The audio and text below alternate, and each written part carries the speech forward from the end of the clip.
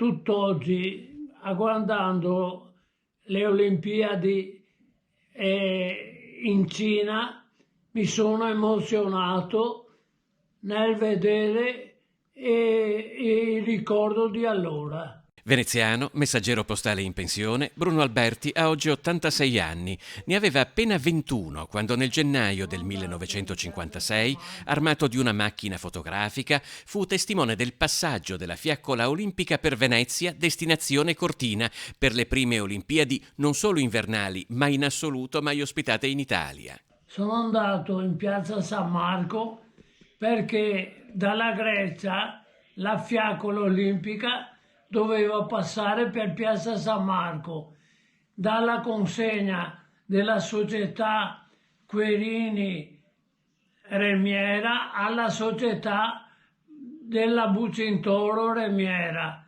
poi dal passaggio nella Digiottona fino a Piazzale Roma e Mestre. All'ingresso dell'area marciana, Bruno era riuscito a farsi largo tra i fotoreporter assiepati tra le colonne di San Marco e Sant'Odaro, dove i due tedofori si stavano scambiando la fiaccola. È stato un momento storico con la mia piccola macchina e l'hobby che avevo della fotografia. Ho immortalato il passaggio per piazza San Marco.